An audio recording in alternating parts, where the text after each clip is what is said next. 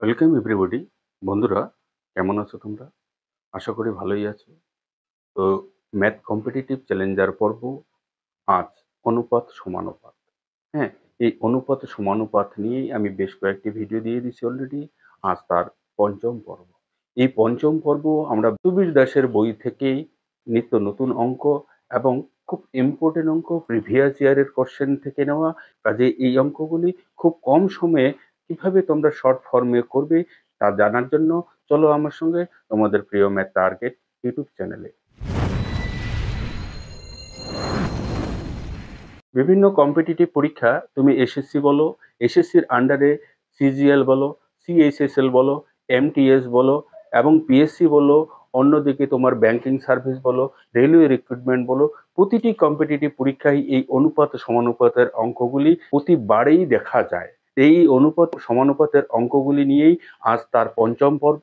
এই পঞ্চম পর্বে আশা করব তোমরা এই ভিডিওটি শেষ অবধি জুড়ে থাকবে এবং এই ইতিপূর্বে ভিডিওগুলোতে নিয়েও আমি বেশ কতগুলো টপিক নিয়ে আলোচনা করছিলাম অনুপাত সমানুপাতের। আজ এই অনুপাতের সমানুপাতের, বিশেষত পিতা পুত্রের বয়সের অনুপাত সম্বন্ধীয় অঙ্কগুলোর উপর আমরা জোর দিব। এই অঙ্কগুলো আমি চ্যাপ্টার ওয়াইজ করাবো, কাজে ভিডিওগুলি কন্টিনিউ করার চেষ্টা করো, দেখবে বিভিন্ন চ্যাপ্টারের অঙ্কগুলি তোমরা শিখতে পারবে। তো চলো আজ প্রথম অঙ্কটি দিয়ে শুরু করি। প্রথম অঙ্কটি এখানে বলছে পিতা পুত্রের বয়সের অনুপাত 8:3। 10 বছর পরে তাদের বয়সের অনুপাত 2:1 হলে বর্তমানে পিতার বয়স ও পুত্রের বয়স কত? এই পিতা পুত্রের বয়সের অনুপাত অঙ্কগুলি করার জন্য আমি এর আগের ভিডিওতে একবার সংক্ষিপ্ত আকারে আলোচনা করেছিলাম যে বর্তমান বয়স, তার আগে পূর্বের বয়স এবং বর্তমান বয়সের পরে হবে ভবিষ্যতের বয়স। 10 বছর পরে বয়স বের করতে বলে কিংবা 5 বছর পরে বয়স বের করতে বলে। বোঝা গেল কি বললাম? তাহলে তোমরা করবে এই তিনটে জিনিস খেয়াল করবে। প্রথমে করবে প্রেজেন্ট এজ, বর্তমান বয়স, তারপরে করবে প্রিভিয়াস এজ এবং তারপরে করবে ফিউচার এজ। এই তিনটা টপিক তিন ভাবে ভাগ করার চেষ্টা করবে। প্রথমে যদি প্রেজেন্ট এজ থাকে, তার আগে প্রিভিয়াস এজ, তারপরে ফিউচার এজ। এই তিনটা ধাপে করার চেষ্টা করবে এবং অনুপাতগুলোকে এমনভাবে করার চেষ্টা করবে বর্তমান বয়স যা থাকবে 10 বছর পরে হলে সেটা বাড়ার কথা, সেই হিসাবে আমরা বাড়াবো বা কমাবো। অঙ্কগুলি দেখলেই তোমরা টের পেয়ে যাবে। লক্ষ্য করো, পিতা ও পুত্রের বর্তমান বয়সের অনুপাত, এটাকে আমি পিতা ধরলাম, এটাকে আমি পুত্র ধরলাম, সন। তাহলে এই পিতা এবং পুত্রের বয়সের অনুপাত বলে দেওয়া আছে 8:3। এটা কিন্তু বর্তমান বয়স। বর্তমান বয়স পিতা পুত্রের আছে 8:3। 10 বছর পরে অর্থাৎ ফিউচারে 10 বছর পরে বয়সটা দাঁড়াবে 2:1। খেয়াল করো তো, 10 বছর পরে বয়সটা বাড়ে না কমে? 10 বছর পরে বয়স দুজনেরই 10-10 করে বাড়বে। কিন্তু অনুপাতের দিক থেকে যদি লক্ষ্য করা যায়, লক্ষ্য করো, প্রথমে বয়সটা পিতার কত ছিল? 8। তারপরে পিতার 10 বছর পরে বয়সটা কত হয়ে গেছে?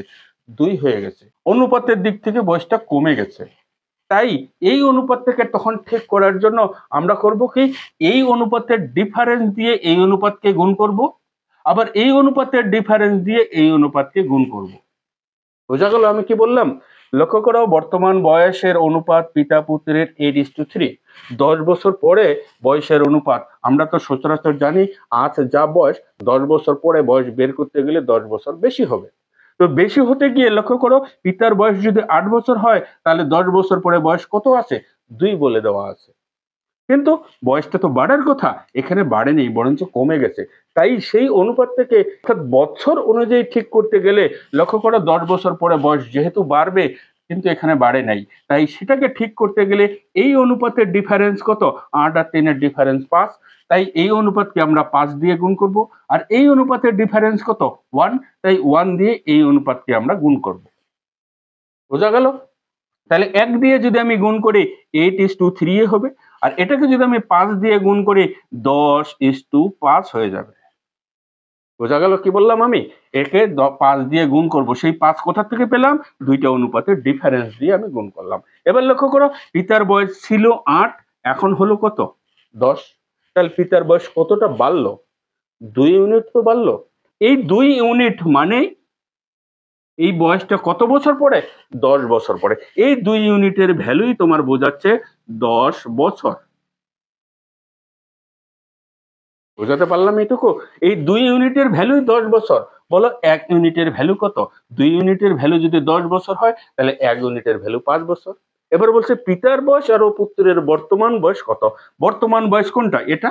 তাহলে পিতার বর্তমান বয়স 8 ইউনিট। তাহলে 8 ইউনিটের ভ্যালু কত? 1 ইউনিটের ভ্যালু তোমার যদি 5 হয় তাহলে 8 ইউনিটের ভ্যালু কত? 8 ইউনিটের ভ্যালু 5 গুণ 8। তার মানে কত? 40 বছর। এটা হলো পিতার বয়স। এবার পুত্রের বয়স কত ইউনিট? পুত্রের বয়স 3 ইউনিট। 1 ইউনিটের ভ্যালু হলো 5 বছর। তাহলে 3 ইউনিটের ভ্যালু কত? 3 5 15 বছর। এটা হলো পুত্রের বয়স, এটা হলো পিতার বয়স। কি বোঝা গেল? খুবই শর্ট ফর্মে অঙ্কগুলোকে করার চেষ্টা করব। এই অঙ্কগুলো ইন ট্র্যাডিশনাল প্রসেসে তোমরা যেভাবে করো পিতার বয়স এবং পুত্রের বয়স এক্স ধরে। কিভাবে? লক্ষ্য করবে এখানে পিতার বয়সটাকে 8x ধরবে। এইভাবে আমি দেখাচ্ছি। পিতার বয়স 8x এবং পুত্রের বয়স এখানে 3x। এবার 10 বছর পরে তাহলে পিতার বয়সের সঙ্গে 10 যোগ করে দেব, 8x + 10।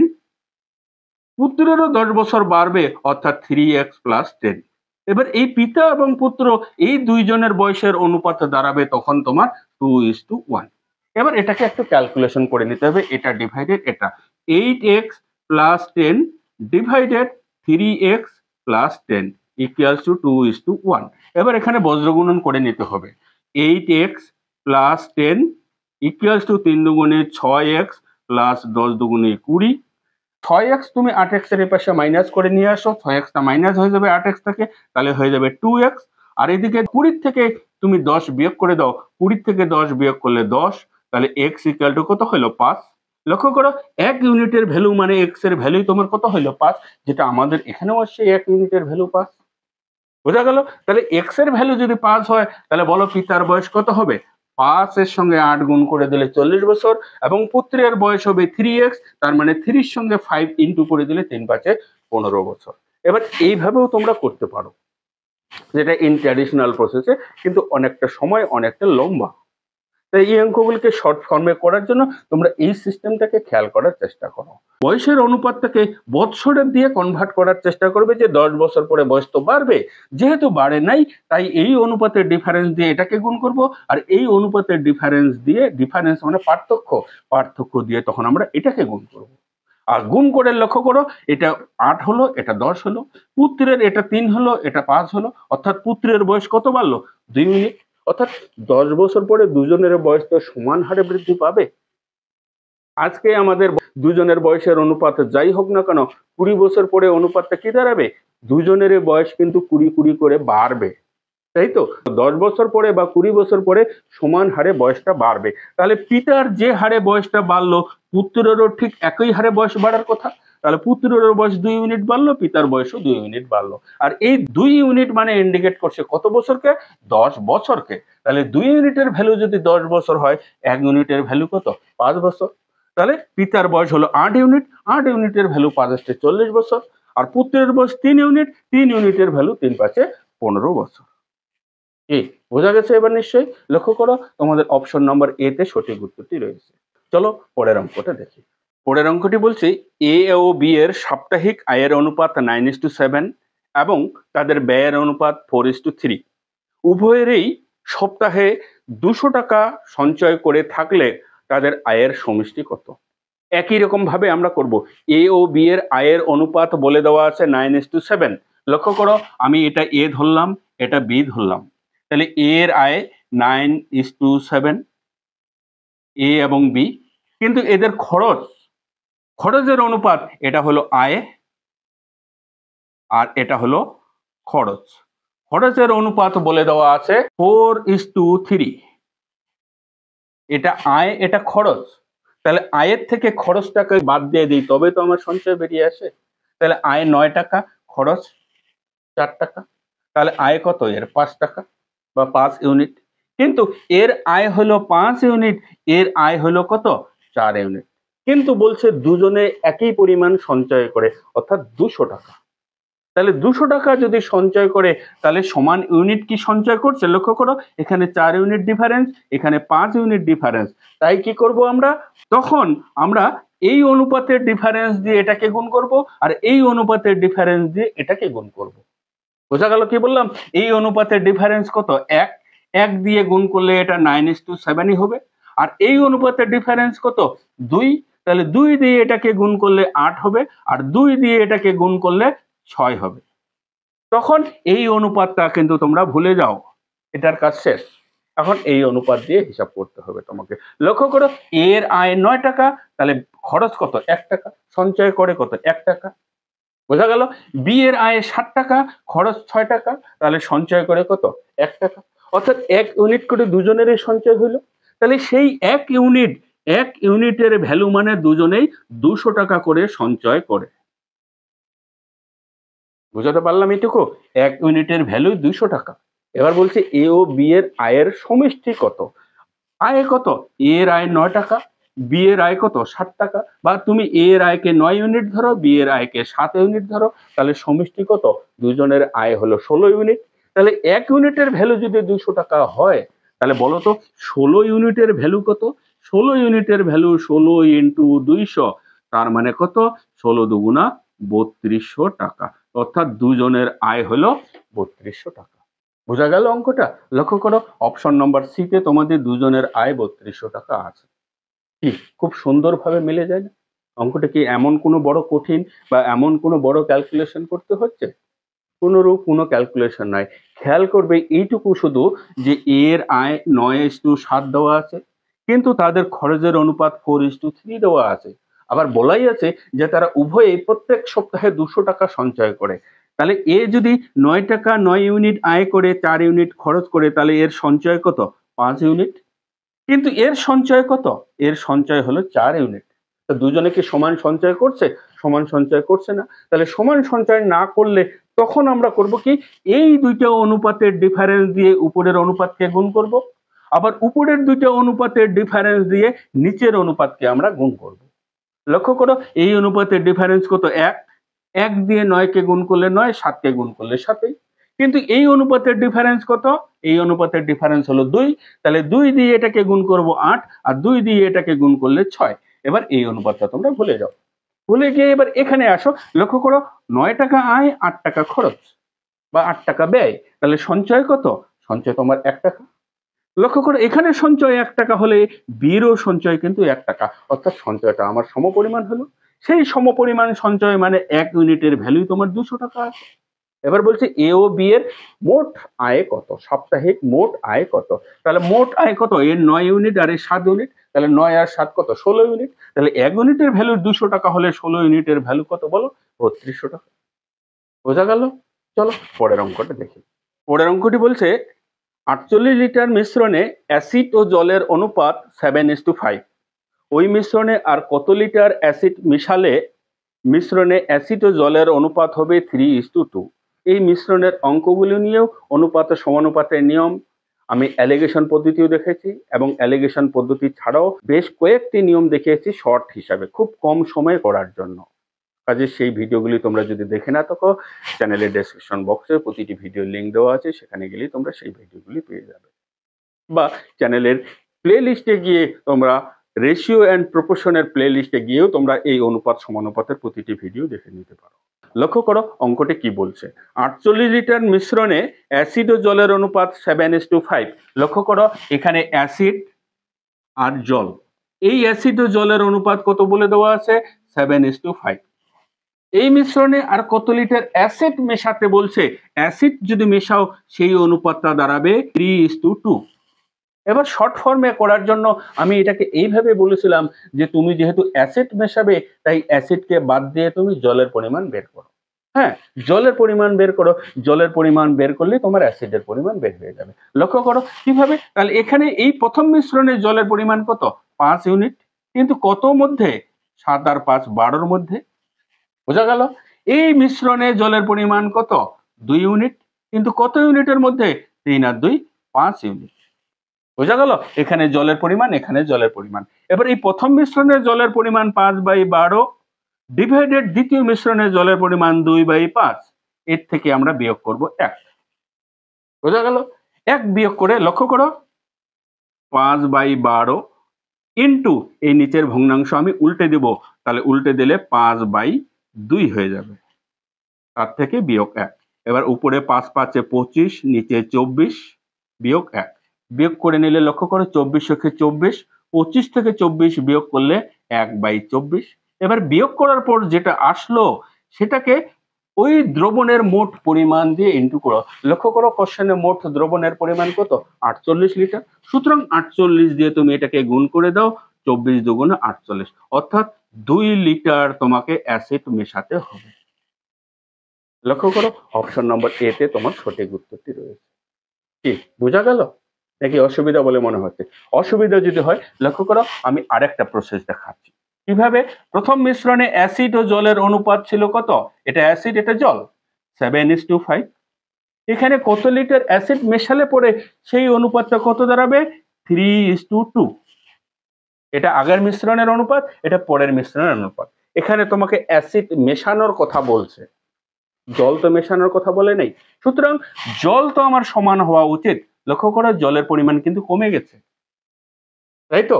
তাহলে জলের পরিমাণ যেহেতু কমে গেছে, এবার তুমি এই জলের পরিমাণটাকে সমান করো, উভয় অনুপাতে জলের পরিমাণ সমান করো। কারণ আমরা অ্যাসিড মেশাচ্ছি, জল কিন্তু মেশাই নাই, তাই জল যেহেতু মেশাচ্ছি না, জলের পরিমাণ সমান হবে। লক্ষ্য করো এবার সমান করতে গেলে তোমাকে এখানে 2 দিয়ে গুণ করতে হবে, এখানে তোমাকে 5 দিয়ে গুণ করতে হবে, তবেই তোমার সমান হবে। তাহলে যদি 2 দিয়ে গুণ করি 7 দুগুণে 14 আর 5 দুগুণে 10, আর এখানে 5 দিয়ে গুণ করলে 3 5 15 ইস্টু 5 দুগুণে 10। এবার লক্ষ্য করো জলের পরিমাণ সমান হলো, অ্যাসিডের পরিমাণ কিন্তু বেড়ে গেছে, 14 থেকে 15 ইউনিট হয়েছে। কেন বাড়লো? ওই যে অ্যাসিড মেশানো হচ্ছে, তো অ্যাসিড মেশাচ্ছি বলেই তো 1 ইউনিট বাড়লো। বোঝা গেল? তাহলে 1 ইউনিট অ্যাসিড বাড়লো। লক্ষ্য করো 1 ইউনিট বাড়লো, অ্যাসিডের 1 ইউনিট পরিমাণ বাড়লো। 1 ইউনিট পরিমাণ বাড়লো কত লিটার মিশ্রণে? আমার 14 লিটার ছিল অ্যাসিড, 10 লিটার ছিল জল, তাহলে মোট কত লিটার? 14 আর 10 24 ইউনিট। এই 24 ইউনিটে বাড়লো আমার 1 ইউনিট অ্যাসিড। বোঝা গেল? তোমার মোট মিশ্রণ কত? 48 লিটার। তাহলে 48 লিটারে কত বাড়বে? এই 1 ইউনিট মানেই হলো 24 লিটার মিশ্রণ, এটা লিটার, 24 লিটার মিশ্রণ। তাহলে মিশ্রণ আমার 48 লিটার, 48 লিটার মিশ্রণে তাহলে তোমার কত ইউনিট অ্যাসিড বাড়বে? 2 ইউনিট অ্যাসিড বাড়বে, অর্থাৎ তোমার 2 লিটার অ্যাসিড অতিরিক্ত মেশাতে হবে। লক্ষ্য করো এটারও 2 ইউনিট হলো বা 2 লিটার, ওখানেও 2 লিটার মেশাতে হবে। বোঝা গেল? ঐকিক নিয়মে তুমি যদি করতে চাও তাহলে এইভাবে করতে হবে, 24 লিটারে তোমাকে মেশাতে হচ্ছে 1 ইউনিট, অতএব 1 লিটারে মেশাবে তুমি 1/24 লিটার।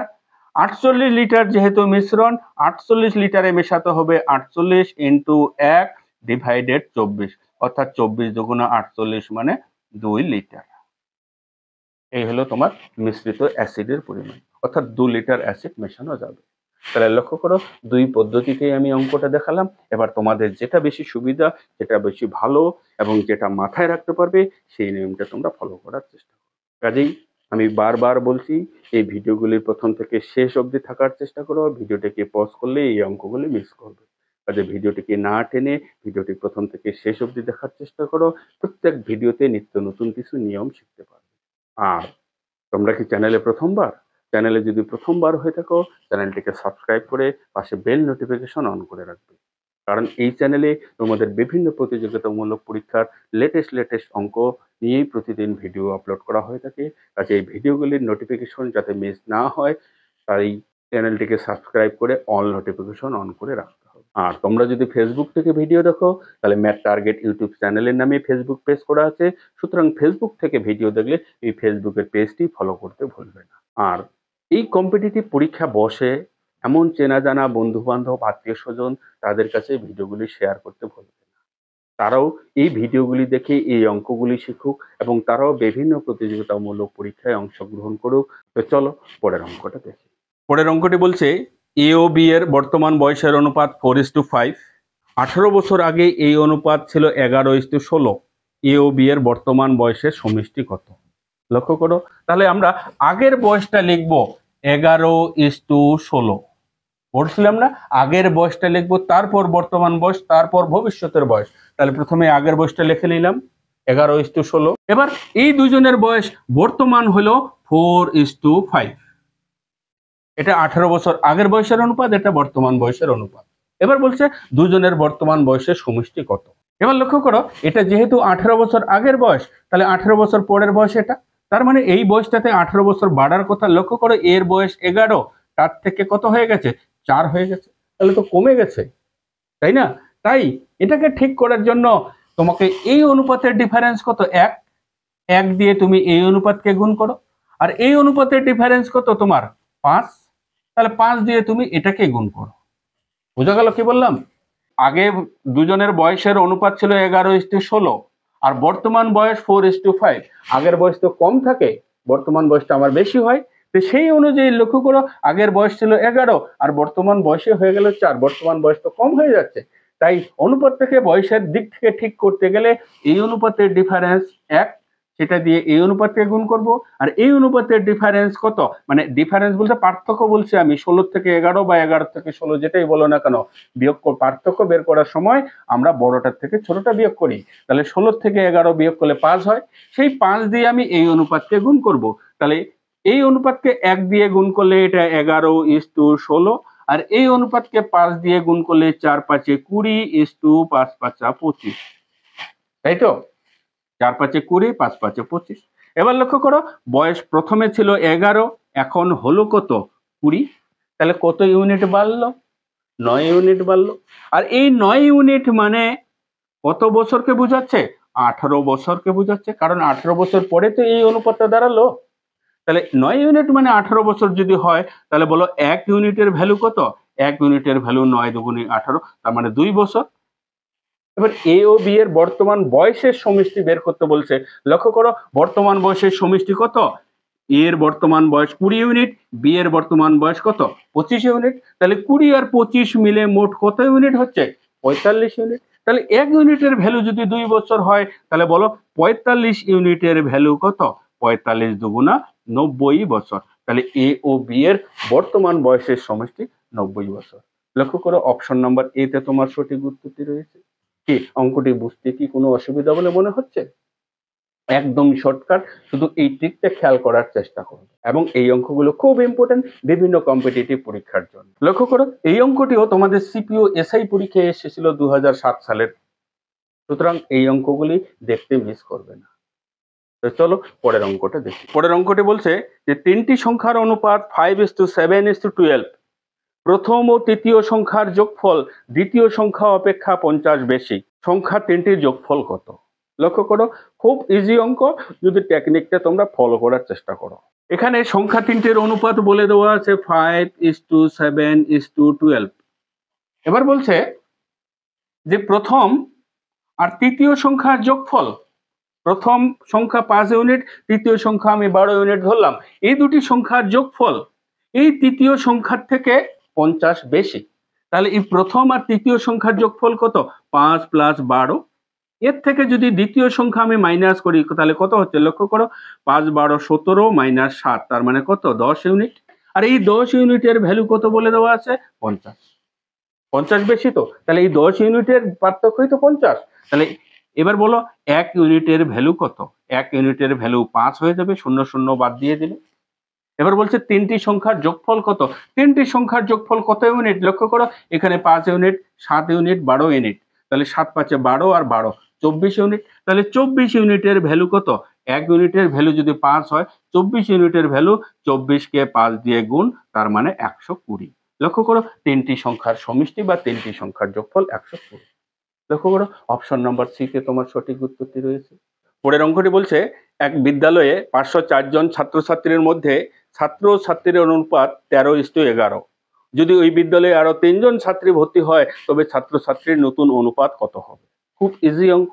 লক্ষ্য করো, মোট ছাত্রছাত্রী 504 জন এবং ছাত্র ও ছাত্রীর অনুপাত বলছে 13:11, অর্থাৎ এটা যদি ছাত্র সংখ্যা হয়, এটা ছাত্রীর সংখ্যা। তাহলে ছাত্র আমি ধরলাম 13 ইউনিট, ছাত্রী ধরলাম আমি 11 ইউনিট, তাহলে ছাত্র ও ছাত্রী মিলে মোট কত ইউনিট হলো, 24 ইউনিট। আর এই 24 ইউনিট মানে মোট ছাত্র কতজন বলা আছে, 504 জন। তাহলে বলো 1 ইউনিটের ভ্যালু কত, 504 কে 24 দিয়ে ভাগ দিলে 24 দুগুণে 48, 49 50, 2400 কে 24, 1 ইউনিটের ভ্যালু 24 জন। তাহলে বলো এখানে ছাত্র কত আমার, 13 ইউনিট, তাহলে 13 ইউনিটের ভ্যালু কত, 13 21 × 13, তাহলে 21 ইন্টু 13 মানে 3 21 63 6 21 আর 6 27, তাহলে 273 জন হলো আমার ছাত্র। এটা হলো ছাত্র।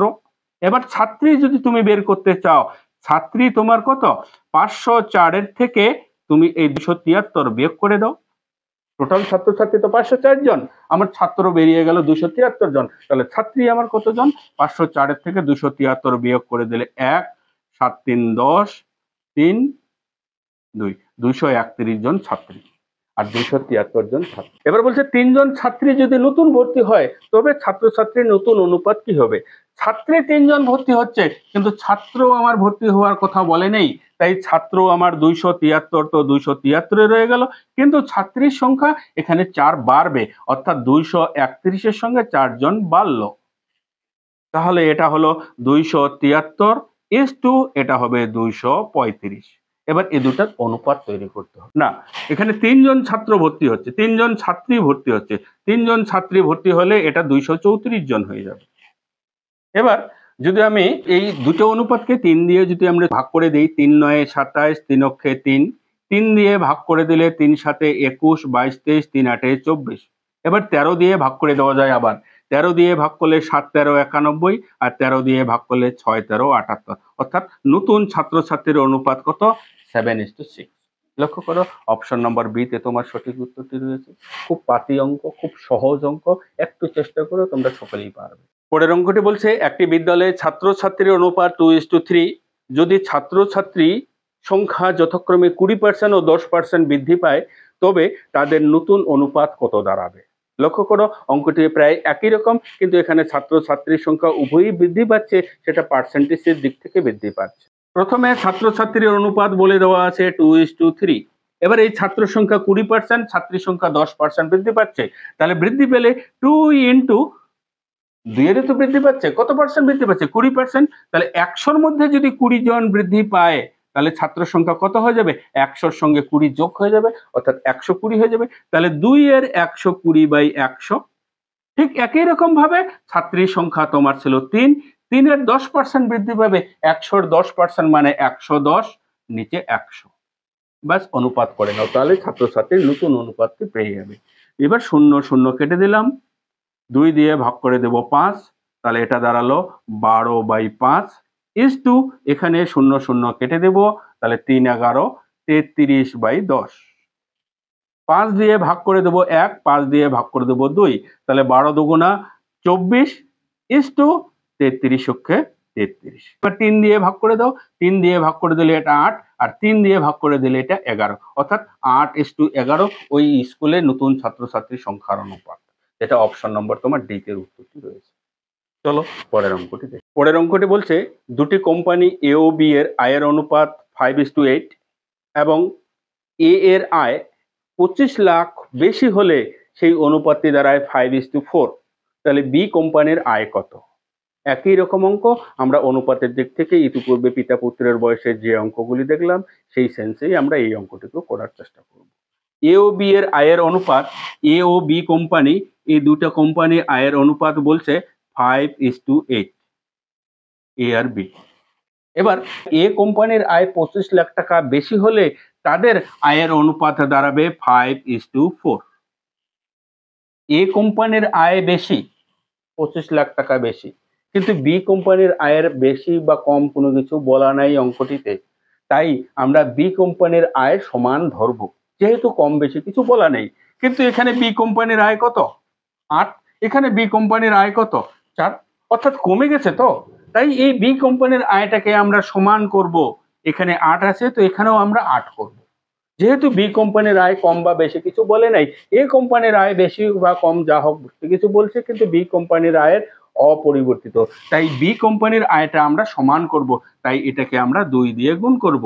এবার 2 দিয়ে গুণ করলে 5 দুগুণে 10 আর 4 দুগুণে 8। তাহলে এবার বলো এ কোম্পানির আয় 5 ছিল, এখন হয়ে গেল 10। বি কোম্পানির আয় তো 8 এখানে, তাহলে এখানেও 8 আছে, অর্থাৎ বি কোম্পানির আয়ের কোনো পরিবর্তন হয়নি। তাহলে এ কোম্পানির আয়ে যে পরিবর্তন হলো, এই পরিবর্তনটা কত ইউনিট বোঝাচ্ছে? 5 ইউনিট। তাহলে 5 ইউনিট মানে তোমার কত লাখ বোঝাচ্ছে? 5 ইউনিট মানে 25 লাখ বোঝাচ্ছে। 25 লাখের বেশি তো এ কোম্পানির আয়, তাই তো 5 ইউনিট ডিফারেন্স মানে 25 লাখ, তাহলে 1 ইউনিট ডিফারেন্স মানে 5 লাখ। 5 5 25, 1 লাখ। তাহলে বলো এই বি কোম্পানির আয় চেয়েছে তোমার কাছে, বি কোম্পানির আয় কত? 8 ইউনিট। বি কোম্পানির আয় যদি 8 ইউনিট হয় তাহলে 8 ইউনিটের ভ্যালু কত? 8 ইউনিটের ভ্যালু 8 ইন্টু 5, অর্থাৎ 5 8 40 লাখ। তাহলে বি কোম্পানির আয় কত? 40 লাখ তোমাদের উত্তর, যেটা অপশন নম্বর সিতে তোমার সঠিক উত্তরটি রয়েছে। কি বোঝা গেল? খুব সহজ, জাস্ট বুদ্ধিটাকে কাজে লাগাবে। লক্ষ্য করো এখানে এ কোম্পানির আয়ের হেরফের হচ্ছে, ঠিক আছে, কিন্তু বি কোম্পানির আয়ের তো কোনোরূপ হেরফের করার কথা বলে নেই। তাই বি কোম্পানির আয়টাকে আমরা সমান করব। সমান করতে গিয়ে তাহলে এখানে 8 আছে, এখানেও আমাকে 8 করতে হচ্ছে।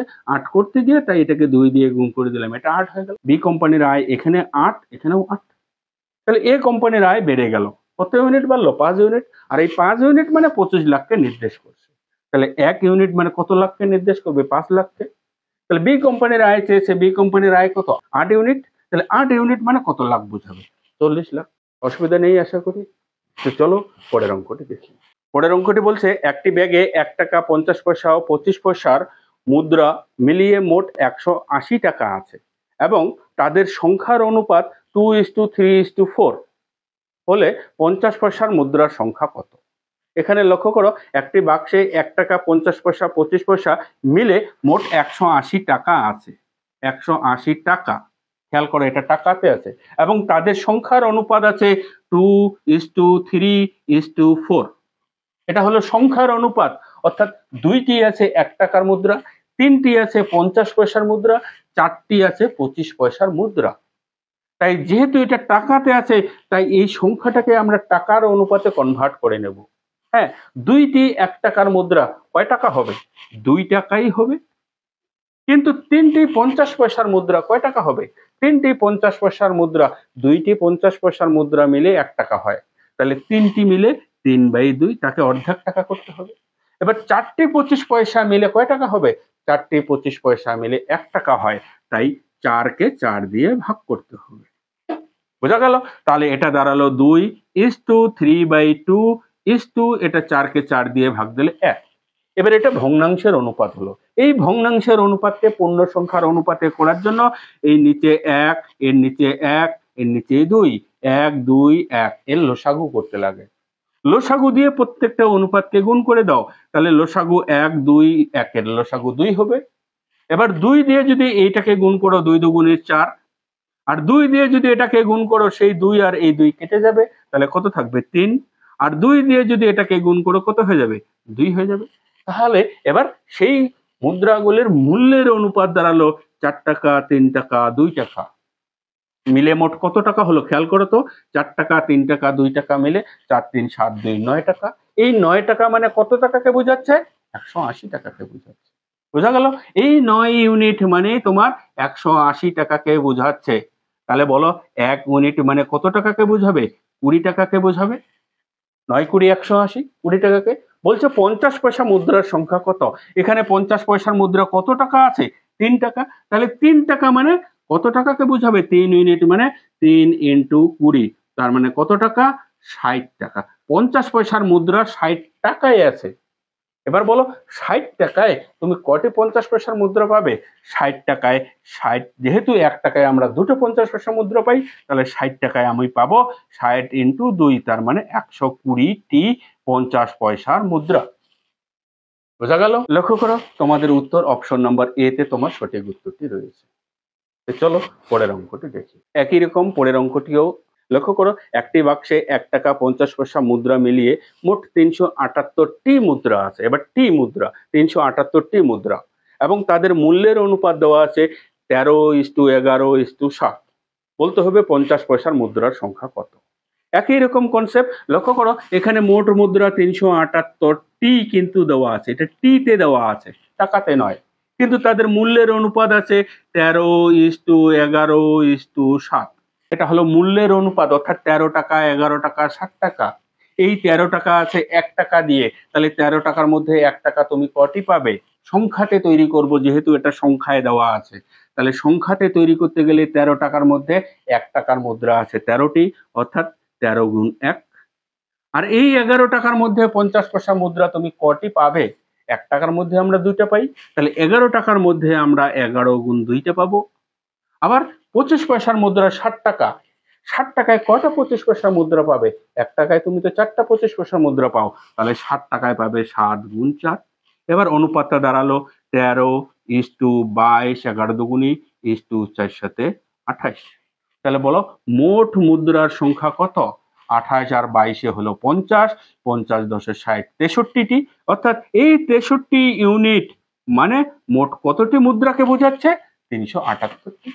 তাহলে 63 ইউনিট মানে 378টি। তাহলে বলো 1 ইউনিট মানে কতটি মুদ্রাকে বোঝাবে? 378কে 63 দিয়ে ভাগ করে দাও, অর্থাৎ 6টি। 6টি মুদ্রাকে বোঝাবে 1 ইউনিট। তাহলে এখানেও 50 পয়সার মুদ্রার সংখ্যা বের করতে বলছে। 50 পয়সা তোমার কয়টি আছে? এখানে 22টি আছে। বোঝা গেল? তাহলে 22 ইউনিট কত ইউনিটকে বোঝাবে? 22 ইউনিট মানে 22 ইন্টু 6, তার মানে কত? 132টি। 132টি 50 পয়সার মুদ্রা। বোঝা গেল? অপশন নম্বর সিতে তোমার সঠিক উত্তরটি রয়েছে। লক্ষ্য করো পরের অঙ্কটি। এ ও বি এর মাসিক আয় ও ব্যয়ের অনুপাত যথাক্রমে 3:2 এবং 5:3। যদি প্রত্যেকে মাসে 1000 টাকা করে সঞ্চয় করে তবে বি এর মাসিক আয় কত টাকা? এটাও ডাব্লিউবিসিএস এর প্রিলি পরীক্ষায় এসেছিল 2012 সালে। এ ও বি এর মাসিক আয় বলছে, এটা আয় 3:2 এ এবং বি এর, কিন্তু সেই এ ও বি এর ব্যয় বলছে, এটা ব্যয় হবে 5:3। এটা হলো ব্যয়, এটা হলো আয়। বোঝা গেল? এবং প্রত্যেকে মাসে 1000 টাকা করে সঞ্চয় করে। লক্ষ্য করো, যদি প্রত্যেকে 1000 টাকা সঞ্চয় করে তার মানে এর আয় 3 ইউনিট, ব্যয় কত? 5 ইউনিট। তাহলে 3 টাকা আয় হয়ে 5 টাকাও ব্যয় করছে, কি করে সম্ভব? লক্ষ্য করো, তাই এই অনুপাতের ডিফারেন্স কত? এই অনুপাতের ডিফারেন্স হলো 2, তাই 2 দিয়ে আমরা এটাকে গুণ করব। আর এই অনুপাতের ডিফারেন্স কত? 1, তাই 1 দিয়ে আমরা এটাকে গুণ করব। তাহলে 2 দিয়ে গুণ করলে 3 দুগুণে 6, 2 দুগুণে 4, আর এটাকে 1 দিয়ে গুণ করলে 5 অক্ষে 5, 3 অক্ষে 3। বোঝা গেল? লক্ষ্য করো, এর আয় 6 টাকা, ব্যয় কত? 5 টাকা। তাহলে সঞ্চয় কত করছে? 1 ইউনিট করছে। আবার ঠিক অপরপক্ষে এ বি এর আয় 4 টাকা, বি এর ব্যয় কত? 3 টাকা। তাহলে বি সঞ্চয় কত করছে? 1 ইউনিট। তাহলে সঞ্চয় দুজনে সমান করছে 1 ইউনিট করে। আর 1 ইউনিট মানে কত টাকা সঞ্চয় বলছে? 1000 টাকা। তাহলে 1 ইউনিটের ভ্যালু মানেই হলো তোমার 1000 টাকা। কি বোঝাতে পারলাম এইটুকু? 1 ইউনিটের ভ্যালু 1000 টাকা। এখানে বলছে বি এর মাসিক আয় কত? তাহলে বি এর মাসিক আয় কত? এখানে এটাই তো আয়, আয় বোঝাচ্ছে কত? 4 টাকা। তাহলে 1 ইউনিটের ভ্যালু যদি 1000 টাকা হয়, তাহলে 4 ইউনিটের ভ্যালু কত? 4 ইন্টু 1000, তার মানে কত? 4000 টাকা। হলো? তাহলে বি এর মাসিক আয় হলো 4000 টাকা। লক্ষ্য করো অপশন নাম্বার ডি তে তোমার সঠিক উত্তরটি রয়েছে। খুব ইজি, জাস্ট বেসিক ট্রিকটা খেয়াল করার চেষ্টা করো। আয়ের থেকে ব্যয় কোনোদিনও বেশি হয় না। তা আয়ের থেকে ব্যয়ের যদি ডিফারেন্স হয়ে যায়, তখন এই অনুপাতের ডিফারেন্স দিয়ে ওই অনুপাতকে গুণ করব, আর ওই অনুপাতের ডিফারেন্স দিয়ে এই অনুপাতকে গুণ করব। তখন আয়ের থেকে ব্যয় মাইনাস করে দাও, সেই ইউনিটের ভ্যালুই তোমাদের দেওয়া আছে কোশ্চেন। তো চলো পরের অঙ্কটি যাই। পরের অঙ্কটি বলছে 10 বছর আগে রাম ও রহিমের বয়সের অনুপাত 1:3 এবং 5 বছর পরে তাদের বয়সের অনুপাত হবে 2:3। তাদের বর্তমান বয়সের অনুপাত কত? 10 বছর আগের বয়স দেওয়া আছে আর 5 বছর পরের বয়স দেওয়া আছে, কিন্তু বর্তমান বয়সটাই দেওয়া নেই। লক্ষ্য করো, 10 বছর আগের বয়স দেওয়া আছে 1:3, 1:3, এটা 10 বছর আগের বয়স, খেয়াল করবে। এবার বর্তমান বয়স না হয়ে পরের বয়সটা দেওয়া আছে 5 বছর পরে, সেই বয়সটা দেওয়া আছে 2:3। এটা 10 বছর আগের বয়স, এটা 5 বছর পরের বয়স, মাঝখানে বর্তমান বয়সটা কিন্তু দেওয়া নেই, খেয়াল করো। এবার লক্ষ্য করো, এটা আগের বয়স, এটা 5 বছর পরের বয়স, ফিউচারের বয়স, তাহলে ফিউচারের বয়স তো বাড়ার কথা। লক্ষ্য করো, এর বয়স 1 থেকে 2 হয়েছে, তার মানে 1 ইউনিট বাড়ছে, ঠিক আছে। কিন্তু বি এর বয়স লক্ষ্য করো 3 ইউনিট ছিল আগে, এখনো 3 ইউনিট, তাহলে বি এর বয়স তো বাড়ার কথা, বি এর বয়স তো বাড়েনি। তাই তখন কি করবে? এই অনুপাতের ডিফারেন্স দিয়ে তুমি এই অনুপাতকে গুণ করবে, আবার এই অনুপাতের ডিফারেন্স দিয়ে তুমি এই অনুপাতকে গুণ করবে। তাহলে 1 দিয়ে এটাকে গুণ করলে 1:3 হবে, আর এটা 2 দিয়ে গুণ করলে 4:6 হয়ে যাবে। বোঝা গেল? তাহলে লক্ষ্য করো, এর বয়স 1 ইউনিট, এখন বয়স কত? 4 ইউনিট। তাহলে কত ইউনিট বাড়লো? 3 ইউনিট। বি এর বয়সটাও লক্ষ্য করো একইভাবে বাড়বে 3 ইউনিটই। কারণ আজকে যা বয়স হবে 10 বছর পরে দুজনের বয়স কিন্তু সমান হারে বৃদ্ধি পাবে। তাই এখানে এর বয়সে বলো 3 ইউনিট বাড়ছে, বির বয়সেও বলো 3 ইউনিট বাড়ছে। আর এই 3 ইউনিট মানে কত বছরকে বোঝাচ্ছে বলো তো? এটা 10 বছর আগের বয়স, এটা 5 বছর পরের বয়স। তাহলে 10 আর 5, এদিকে 10 আগে ওদিকে 5 পরে, তাহলে ডিফারেন্সটা কত হয়ে যাচ্ছে? 15 বছর হয়ে যাচ্ছে। খেয়াল করো, বর্তমান থেকে এদিকে 10 বছর আগে আর বর্তমান থেকে 5 বছর পরে, তাহলে ডিফারেন্সটা হলো 10 আর 5 মানে 15 বছর। তাহলে এই 3 ইউনিট মানে 15 বছরকে বোঝাবে। বোঝা গেল? তাহলে 1 ইউনিট মানে 1 ইউনিটের ভ্যালু তোমার 5 বছর হয়ে যাবে। এবার বলছে তাদের বর্তমান বয়স কত? এবার বর্তমান বয়স তো আমার এখানে জানা নেই, যে কোনো একটা বয়স বের করো। যদি পরের বয়সটাই বের করো, লক্ষ্য করো পরের বয়স কত? 4 ইউনিট। তাহলে 4 ইউনিটের ভ্যালু কত এর? 4 5 20 বছর। তাহলে এর বয়স কত? 20 বছর হলো। এটা কিন্তু 5 বছর পরের বয়স বের করা হচ্ছে। এটা যেহেতু আমি ক্যালকুলেশন করছি, এটা পরের বয়স, আর এটা ক্যালকুলেশন করলে 10 বছর আগের বয়স বের হবে। বোঝা গেল? তাহলে এর বয়স 4 ইউনিট, 4 ইউনিট মানে 20 বছর। আর বি এর বয়স কত? 6 ইউনিট। তাহলে 1 ইউনিটের ভ্যালু যদি 5 হয়, তাহলে 6 ইউনিটের ভ্যালু কত? 30 বছর। বোঝা গেল? এটা 5 বছর পরের বয়স। তাহলে বর্তমান বয়স কি হবে? বর্তমান বয়স এর থেকে 5 কম হবে, এর থেকেও 5 কম হয়ে যাবে। বোঝা গেল? তাহলে বর্তমান বয়স এর হবে 15 বছর আর এর হবে 25 বছর। এবার এই দুইজনের বয়সের অনুপাত করে দাও। 5 দিয়ে ভাগ করে দাও, এটা হবে 3, 5 দিয়ে ভাগ করে দাও, এটা হবে 5। অর্থাৎ দুজনের বর্তমান বয়সের অনুপাত 3:5। লক্ষ্য করো, অপশন নম্বর বি তে তোমার সঠিক উত্তরটি রয়েছে। তো চলো পরের অঙ্কটি দেখি।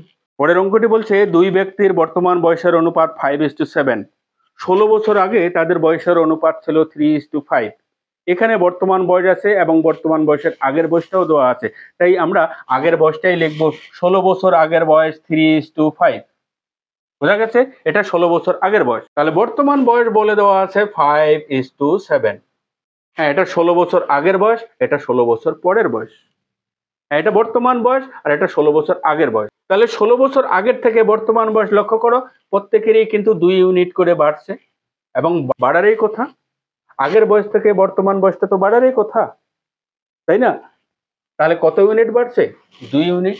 এই 2 ইউনিট মানে এখানে আর গুণ করার তাহলে আমাদের কোনো প্রয়োজন নেই, যেহেতু দুজনের বয়স সমান হারে বাড়ছে। যদি সমান হারে না বাড়তো, তখন আমরা কি করতাম? এর ডিফারেন্স দিয়ে একে গুণ করতাম আর এই অনুপাতের ডিফারেন্স দিয়ে এটাকে গুণ করতাম। বোঝা গেছে? এবার যেহেতু এখানে সমান হারে দুজনের বয়স বাড়ছে, তাই আর ডিফারেন্স দিয়ে গুণ করার কোনো প্রয়োজন নেই। তাই এই ডিফারেন্স হলো কত? 2 ইউনিট। আর 2 ইউনিট মানে কত বছর এটা আগের বয়স? 16 বছরকে বোঝাচ্ছে। তাহলে বলো 1 ইউনিট মানে হলো 2 ইউনিট 16 হলে 1 ইউনিট হবে 8 বছর। সেম অঙ্ক। এবার বলছে দুজনের বর্তমান বয়সের অনুপাত কত? বর্তমান বয়স কত? এর বর্তমান বয়স 5 ইউনিট। তাহলে 1 ইউনিটের ভ্যালু যদি 8 হয়, তাহলে 5 ইউনিটের ভ্যালু হবে 5 গুণ 8। তার মানে 5 8 কত? 40 বছর। আর বি এর বয়স কত? 7 ইউনিট। 7 ইউনিটের ভ্যালু কত হবে? 7 গুণ 8, 7 8 56 বছর। তাহলে দুজনের বর্তমান বয়স হলো 40 বছর এবং 56 বছর। লক্ষ্য করো, অপশন নাম্বার বি তে তোমার সঠিক উত্তরটি রয়েছে। বোঝা গেল? খুব ইজি। অঙ্কগুলো একটু ট্রিকটা খেয়াল করার চেষ্টা করো। কেমন লাগছে ভিডিওটা? তোমাদের মতামত দিয়ে তোমরা অন্তত জানাতে ভুলবে না, কারণ তোমাদের একটা মতামত আমাদের অনেক বেশি ইন্সপিরেশন, অনেক বেশি উৎসাহ যোগায়। কাজেই তোমরা যতটা উৎসাহ যোগাবে, আমরা ঠিক ততটা দেওয়ার চেষ্টা করব। কাজেই কমেন্টে তোমাদের মতামত জানাতে ভুলবে না। চলো পরের অঙ্কটি দেখি। পরের অঙ্কটি বলছে এ ও বি এর বর্তমান বয়সের অনুপাত 3:1। 15 বছর পরে তাদের বয়সের অনুপাত 2:1। তাদের বর্তমান বয়স কত বছর? একই রকম অঙ্ক, একই রকম কনসেপ্ট। বর্তমান বয়সের অনুপাত বলছে 3:1। এটা হলো বর্তমান বয়স। 15 বছর পর তাদের বয়সের অনুপাত হবে, 15 বছর পরে যেহেতু, সেই অনুপাতটা হবে 2:1। এবার 15 বছর পরে তাহলে এর বয়স বাড়বে, বি এরও বয়স বাড়বে, কিন্তু এর বয়স কমছে, বি এর বয়স আবার সমান রয়েছে। তাই 15 বছর পরে বয়সটা কি ঠিক আছে? ঠিক নেই। তাই ঠিক করার জন্য আমরা কি করব? এই অনুপাতের ডিফারেন্স দিয়ে এটাকে গুণ করব। অনুপাতের ডিফারেন্স কত? 1। সেটাকে গুণ করব, এই অনুপাতকে গুণ করব, আর এই অনুপাতের ডিফারেন্স কত 2, 2 দিয়ে এই অনুপাতকে গুণ করব। তাহলে 1 দিয়ে গুণ করলে 3:1, আর এটাকে 2 দিয়ে গুণ করলে 4:2। বোঝা গেল? তাহলে লক্ষ্য করো এর বয়স কত ইউনিট বাড়লো? প্রথম ব্যক্তির বয়স 4 ইউনিট বাড়লো, দ্বিতীয় ব্যক্তির বয়স এরও 1 ইউনিট বাড়লো। তাহলে দুজনের বয়স সমান হারে বাড়ছে, আর এই 1 ইউনিট মানেই হলো কত বছর? 15 বছর। তাহলে দুজনের বয়স, বর্তমান বয়স কত? বর্তমান বয়স এটা, তাহলে 3 ইউনিট। 3 ইউনিটের ভ্যালু কত? 3 ইউনিটের ভ্যালু 45 বছর। তাহলে একজনের বয়স হলো 45 বছর, 3 ইউনিট মানে 45 বছর, আর একজনের বয়স 1 ইউনিট, 1 ইউনিট মানে তো 15 বছর। তাহলে দুজনের বয়স কত কত দাঁড়ালো? একজনের বয়স 45, অন্যজনের বয়স 15 বছর, যেটা কিনা অপশন নম্বর এ তে রয়েছে তোমাদের উত্তর। চলো পরের অঙ্কটি দেখি। পরের অঙ্কটি বলছে মাতা ও কন্যার বয়সের অনুপাত 7:1, 5 বছর পরে তাদের বয়সের অনুপাত 4:1, তবে তাদের বর্তমান বয়সের পার্থক্য কত হবে? একই রকম অঙ্ক, একই রকম কনসেপ্ট। মাতা ও কন্যার বর্তমান বয়সের অনুপাত 7:1, এটা বর্তমান বয়স 7:1, কিন্তু 5 বছর পরে তাদের বয়সের অনুপাত বলছে 4:1, এটা পরের বয়স, তাই এটা হলো 4:1। লক্ষ্য করো তো 5 বছর পরে বয়স কি সমান হারে বাড়ছে? মাতার বয়স কমে গেছে কিন্তু কন্যার বয়স সমান রয়েছে। তাই আমরা করব এই অনুপাতের ডিফারেন্স কত? 3, 3 দিয়ে এটাকে গুণ করব, আর এই অনুপাতের ডিফারেন্স কত? 6, 6 দিয়ে আমরা এটাকে গুণ করব। তাহলে 3 দিয়ে গুণ করলে 3 7 21 ইস্টু 3 অক্ষে 3, আর 4 দিয়ে গুণ করলে 4 6 24 ইস্টু 6 অক্ষে 6। এবার গুণ করার পর প্রথম অনুপাত দুইটা তোমরা ভুলে যাও, এই অনুপাত দুটার কাজ শেষ। এবার এই অনুপাত দিয়ে ক্যালকুলেশন করো। লক্ষ্য করো তাহলে মাতার বয়সের ডিফারেন্স কত ইউনিট হলো? 21 থেকে 24 মানে 3 ইউনিট, আর এই 3 ইউনিট মানে 5 বছরকেও তো বোঝাচ্ছে, 5 বছর, কারণ 5 বছর পরে বয়সের অনুপাতটা দাঁড়ালো। কন্যার বয়স ধরো, কন্যার বয়সও 3 ইউনিট বাড়ছে, 3 ইউনিট মানে 5 বছরকে বোঝাবে। এবার বলছে দুজনের বয়সের পার্থক্য কত? এবার দুজনের বয়স, মাতার বয়স 21 ইউনিট আর কন্যার বয়স কত? 3 ইউনিট। তাহলে পার্থক্য এখানেই লক্ষ্য করো, 21 মাইনাস 3 মানে কত ইউনিট বোঝাচ্ছে? 18 ইউনিট। তাহলে 3 ইউনিট মানে যদি 5 বছর হয়, তাহলে 18 ইউনিট মানে কত বছর বুঝাবে? 18 ইউনিট মানে 3 এর কত গুণ 18? 6 গুণ 18। তাহলে 3 এর যদি 6 গুণ হয়, তাহলে 5 এরও তোমাকে 6 গুণ করতে হবে। 5 এর 6 গুণ মানে কত? 30 বছর। তাহলে মাতা ও কন্যার বয়সের পার্থক্য দাঁড়ালো তোমার কত? 30 বছর, যেটা কিনা অপশন নম্বর এ তে রয়েছে সঠিক উত্তর। আজ এই সেশনের আরেকটি অঙ্ক দেখাবো, এই শেষ অঙ্ক। শেষ অঙ্ক দেখার পর তোমরা পরের অঙ্কগুলির জন্য পরের ভিডিওর দিকে চোখ রাখবে, কাজে চ্যানেলটিকে সাবস্ক্রাইব করতে ভুলবে না। চ্যানেলটিকে যদি এখনো সাবস্ক্রাইব করে না রাখো, সাবস্ক্রাইব করে পাশে অল নোটিফিকেশন অন করে দেবে, কারণ এই চ্যানেলেই তোমাদের বিভিন্ন প্রতিযোগিতামূলক পরীক্ষার লেটেস্ট অঙ্ক নিয়ে ভিডিও আপলোড করা থাকে। কাজে চ্যানেলটিকে সাবস্ক্রাইব করতে ভুলবে না। তো চলো শেষ অঙ্কটি দেখে নিই। পিতার বর্তমান বয়স তার ছেলের বয়সের 3 গুণ। যদি 15 বছর পর পিতার বয়স পুত্রের বয়সের দ্বিগুণ হয়, তবে পুত্রের বর্তমান বয়স কত? এখানে পিতার বয়স তার ছেলের বয়সের 3 গুণ বলছে। এখানে ছেলেটাকে যদি আমি 1 গুণ ধরি, ছেলেটাকে সন ধরলাম, ফাদারটাকে এফ ধরলাম, ছেলের বয়স যদি 1 ধরি, তাহলে পিতার বয়স হবে 3 গুণ। বোঝা গেল? কিন্তু 5 বছর পরে, তাহলে এই 5 বছর পরে পিতার বয়স পুত্রের বয়সের কি হলো? দ্বিগুণ হলো। সেই সময় পুত্রের বয়স যদি 1 হয়, তাহলে পিতার বয়স হবে 2। বোঝা গেল? এটা 5 বছর পরে, এটা বর্তমান বয়স। এবার লক্ষ্য করো তো, বর্তমান বয়স পিতার 3 ইউনিট, আর 5 বছর পরে বয়সটা দাঁড়াচ্ছে কত? 2 ইউনিট। তাহলে 5 বছর পরে বয়স তো বাড়ে, কিন্তু পুত্রের বয়স আবার অ্যাজ ইট ইজ রয়ে গেছে। দুজনের বয়সে তো সমান হারে বাড়বে, তাই যেহেতু সমান হারে বাড়েনি, তাই কি করবো? এই অনুপাতের ডিফারেন্স কত? 1 দিয়ে এটাকে গুণ করব, আর এই অনুপাতের ডিফারেন্স কত? 2 দিয়ে এটাকে গুণ করব। তাহলে গুণ করলে 3:1 দাঁড়াচ্ছে, আর এখানে 4:2 দাঁড়াচ্ছে। লক্ষ্য করো পিতার বয়স 3 ইউনিট হয়ে গেল 4 ইউনিট, তার মানে কত ইউনিট বাড়ছে? 1 ইউনিট বাড়ছে। আর এই 1 ইউনিট মানে কত বছরকে বোঝাচ্ছে? 15 বছরকে বোঝাচ্ছে। 15 বছর পরে এই বয়সটা। তাহলে 1 ইউনিট মানে যদি 15 বছর হয়, তাহলে বলছে পুত্রের বর্তমান বয়স কত? পুত্রের বর্তমান বয়স কত ইউনিট? 1 ইউনিট। তাহলে 1 ইউনিট মানে কত বছর? 15 বছর। বোঝা গেল? তাহলে পুত্রের বর্তমান বয়স 15 বছরেই। লক্ষ্য করো অপশন নাম্বার বি তে তোমার সঠিক উত্তরটি রয়েছে। তো কেমন লাগলো ভিডিওটি? ভিডিওটি যদি ভালো লেগে থাকে অন্তত একটা লাইক করে জানাবে। তাহলে আজ এ পর্যন্তই। দেখা হচ্ছে পরবর্তী কোনো টপিক নিয়ে। ততদিনে ভালো থাকো, সুস্থ থাকো এবং বাই।